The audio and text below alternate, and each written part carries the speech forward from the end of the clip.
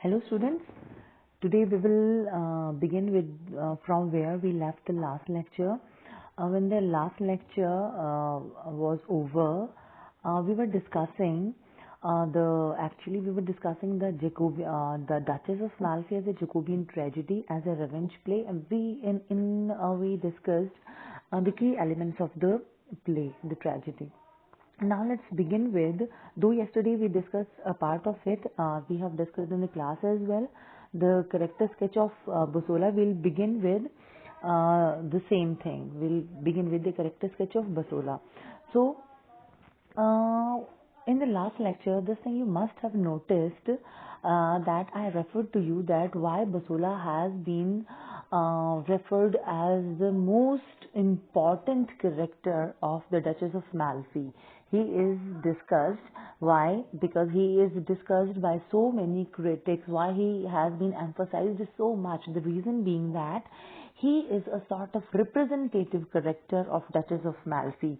Though the play is named after the Duchess of Malfi, even then it is Basola who grabs attention, we can say the greatest attention of the critics. The reason being that he represents the emergence of a new class. He represents the emergence of a new middle professional class.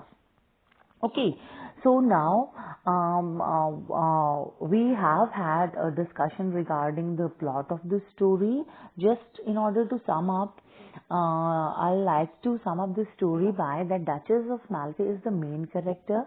When the play is introduced to the readers, to the audience, it is understood that Duchess of Malfi, she is a widow. She is a very young, beautiful woman, a confident woman who is somehow bullied by her two brothers. Cardinal is her elder brother and Ferdinand is her twin brother. So they are three brother sisters. Okay, now, but first we'll begin with Basola. Now, yesterday I tried to establish a parallel between somehow the characters of Elizabethan age, the loyal characters of Elizabethan age, and the character of Basola. How Basola is way different from those of Elizabethan loyal characters, because in Elizabethan age we gathered that the characters over there, they were quite loyal to their masters. They were not doing their duty because of some self-interest. They believed that it's their moral obligation to be faithful to their master, to be faithful to their kingdom. But that's not so in the case of Basola. Basola is definitely loyal, but he is loyal to himself. He is loyal to his ambition. He is loyal to his greed. Okay, so if you remember in the class, I tried to establish an example from a movie, from a Bollywood movie, Yes Boss. Though I won't say that the movie is starred by Shah Rukh Khan. Shah Rukh Khan here plays a role of, that's definitely just to establish a sort of similarity, establish a sort of connection, just to make you understand how that middle class, it's still prevalent. How this concept of this professional middle class was laid by Mr. John Webster in that age. Okay, so how it is still, still significant. So Shah Rukh Khan in that movie, the name of the movie is Yes Boss. The boss, the role of the boss is played by Aditya Pancholi. The role of somehow we can say not exactly somehow, but somehow he has the tints of that role. That is the character of Basola, that is played by Shah Rukh Khan. So Shah Rukh Khan, he was basically a moral character, but because of his poverty, because of his conditions, he was compelled to obey every order, either good or evil, of his master. So his master was basically a womanizer. So Shah Rukh Khan would arrange girls for him. But now, that particular character of Shah Rukh Khan in that movie, It was how does it how does it match with the character of Basola? The only parallel, the only we can say similarity is that both Shah Rukh Khan and Basola in Duchess of Malfi, they have this similarity that they could do anyhow, they could do anything to fulfill their ends. But Basola is far more wicked, far more devilish, we can say, than the character of Shah Rukh Khan. Now, so when it comes to establish a parallel between the Elizabethan and the Jacobean characters regarding their loyalty, definitely Bosola is not in true, we can say in true meanings, not loyal to his masters or his kingdom. In fact, he had nothing to do with his masters. He had nothing to do with his kingdom. He was the most opportunistic man. He was just bothered about who will fulfill his motives, whom he has to contact, who will solve his purpose. So he'll do anything for that man who would somehow be meaningful to him. But the character of Bosola is considered the most complicated character as far as literature is concerned, as far as the Jacobean era is concerned, because when the play is introduced, we know that he is a great scholar, he is an intellectual, he has burnt, we can say, midnight oil to achieve his ambitions. He was a man of great intellect. But the tragedy, the irony is that when such a person of great intellect turns into a villain, then things start getting worse. You must have witnessed the same case in Dr. Faustus. Dr. Faustus was a great scholar, but how he ended up? He ended up like a villain. He ended up because he did not do anything for the sake of humanity. Whatever he did to fulfill his own selfish ends. Same is the case with Bosola. However, Bosola is far more a negative character, a far more negative character than either Dr. Faustus or any other character. But you must be wondering that why I'm stressing that he is a complicated character. You can say that, ma'am, he is it's very evident, it's very clear that he is a negative character. Definitely he is a negative character. But the thing is, as I already mentioned to you, when the play begins, he definitely is a negative character. He is, like the readers or the audience can watch him doing all the wicked plans, trying to trap Duchess, torturing her, killing her innocent children, killing everyone whom he has been ordered to kill. But his heart was moved by the suffering of Duchess. His heart was somehow moved by the dignity of Duchess. Now, from the very beginning, he was very well aware that he is on the side of the devil. Okay, he's in devil's party. And while on the other hand, Duchess belongs to the Duchess is the one who is a noble figure.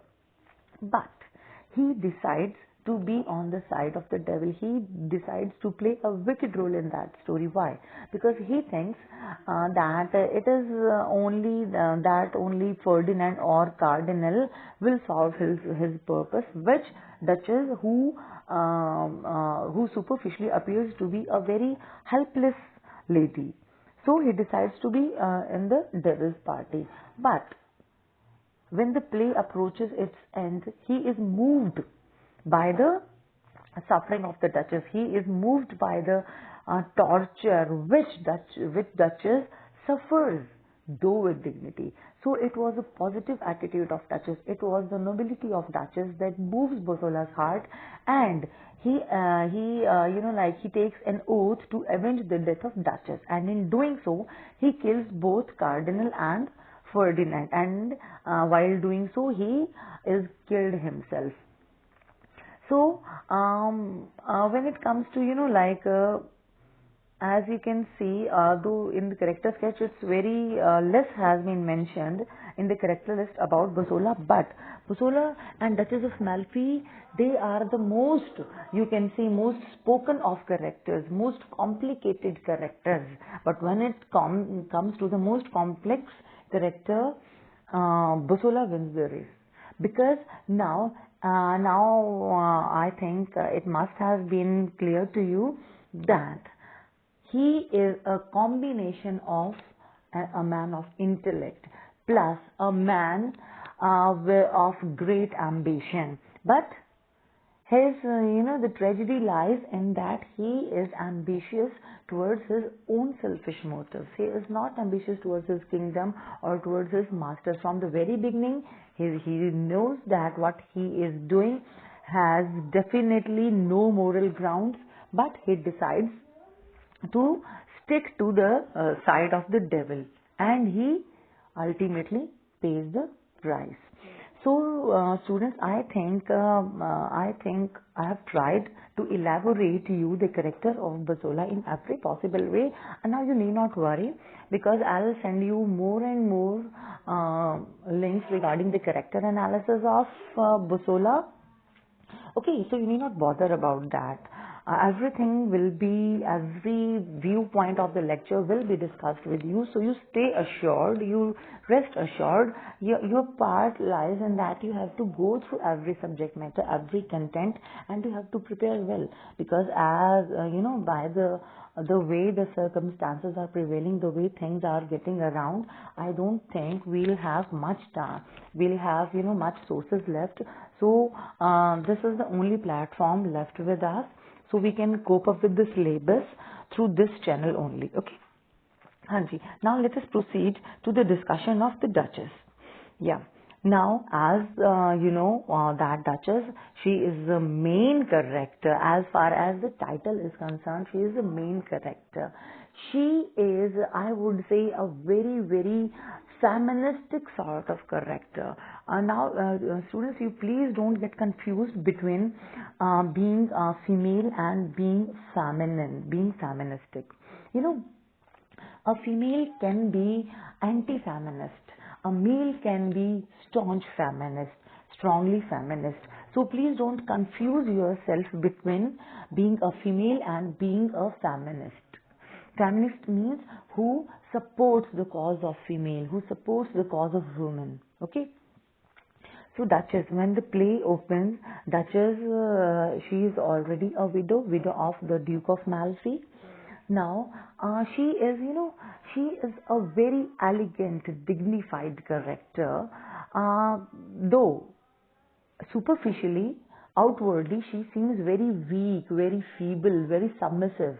Submissive means who will not have, who will obey the orders laid to her, or orders meant for her, but inwardly she has a personality of her own. Like in the very beginning of the play, her brothers very bluntly, they ask her not to remarry. Her twin brother Ferdinand, it has been observed that he has some sort of, sexual desires towards her real sibling, towards Duchess. But Duchess agrees that yes, whatever you will say, I'll obey. Because she knew that she has no other way out than to obey her brothers. But inwardly, she has, she has decided to live her life on her own terms. So definitely she accepts that she will not marry, that she will not have any sort of advances towards any other male, but she falls in love with Antonio, who is her steward, who takes care of her, belongings, of her clothes, of her food. Now, these are small issues. Okay, she marries him secretly, and she bears 3 children of Antonio. Now, as far as her, physical concept is concerned, she is a very beautiful, a very pretty woman. She is very confident one. Okay, she is very, like she believes in all the mannerism and all sort of things. But what is more prominent about her personality is the personality that she carries inwardly, okay? That she is not submissive as far as her desires are concerned. Outwardly, she she pretends that she is submissive, she is very weak, that she will obey all the orders of her brothers, but inwardly she knows how to tackle them. She knows how to deal with them. She knows how to win things for herself. Okay, so she decides to marry Antonio, and she does so. She bears 3 children of her, and she was, a great intelligent woman. She was a woman of great intellect. She manages to, she manages to keep her marriage a secret. She manages to keep her pregnancy her secret. She manages to keep all the secrets unless and until Basola finds the horoscope of her child, and eventually her secret is revealed. She is tortured to a great extent by Basola. But she suffered all the humiliations, all the tortures with dignity. She does not give up. Even Ferdinand, on the orders of Ferdinand and Cardinal Bosola, even plans to make her insane. But she does not lose her sanity. She remains sane even till the end of the play. She is killed, but she met her death with positivity, with with great dignity. So that is what separates Duchess from other characters of of Elizabethan age. Suppose now let us compare the character of Duchess with the character of Olivia. Olivia, the female character in Hamlet. Olivia is so submissive, isn't it? You must have noticed that in Hamlet, Olivia, she does not, when she loses her father, when she loses the love of her life, she turns insane, and then she commits either suicide or she is accidentally drowned. It is still a secret. But the Duchess is not like that. This has been discussed in the last lecture, that Mr. John Webster, he has taken the clue for this play, The Duchess of Malfi, from a real life incident, from an incident that occurred in Milan, in the state of Milan, in Malfi. Giovanna de Aragona, she was a Duchess of Malfi, who was a widow and who remarried and eventually was murdered by her brothers. So this is based on a real life incident. This is not just a fictitious story, okay? It's based on a real life incident. So definitely, you can say that Webster lays the foundation of a particular feministic character through his play, because such characters were not visible in the character of Shakespeare, in the characters of Elizabethan age.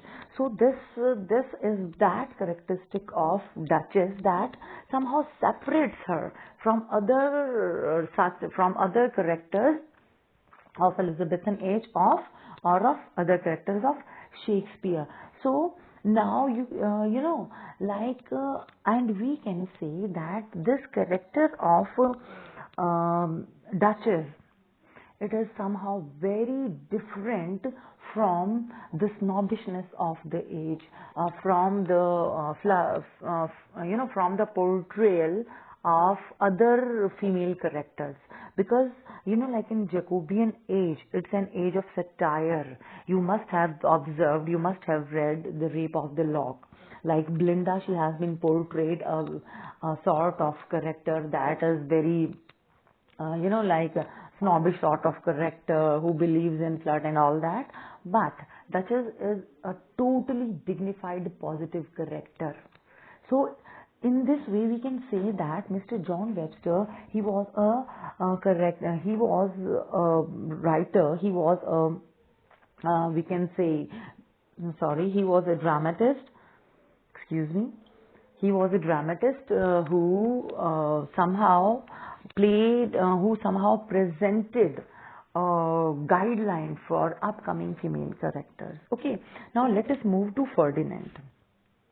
The character of Ferdinand. We have discussed the character of Bosola, we have discussed the character of the Duchess. Now let us move to Ferdinand. Now, Ferdinand, he was the twin brother of Duchess of Malfi. He was a very arrogant man, a very violent man. He had you can say a fierce anger. He had some, some hidden sexual desires towards his own sister, and he could not bear his sister with someone else. Okay. And it was first Bosola was hired by Cardinal when the play opens, but afterwards Bosola was hired by Ferdinand with the job to spy on the Duchess. Okay. And when when Bosola tortures the Duchess, and when the Duchess is killed, then somehow Ferdinand is so full of remorse that he loses his sanity, and then he suffers with with a sort of disease that he starts eating, he starts digging people from grave, and he starts eating up their flesh. Okay. And so it is said that he was punished by God for his evil deeds. Because he was totally a villain character, having no positive quality at all. It was on his orders that you can say that it was his orders that Bosola killed the Duchess and two of her children, and accidentally Bosola killed Antonio as well, the husband of Duchess of Malfi. So he was a very violent character, having sexual desires towards his own sister, and who turns insane at the end of the play and is killed by Bosola. And Bosola, he himself is killed at the end. Now the Cardinal. The Cardinal is another representative character of the age. Now, students, you must have observed that, this sort of Oedipus complex and all sort of complexes, they were already, prevalent in literature.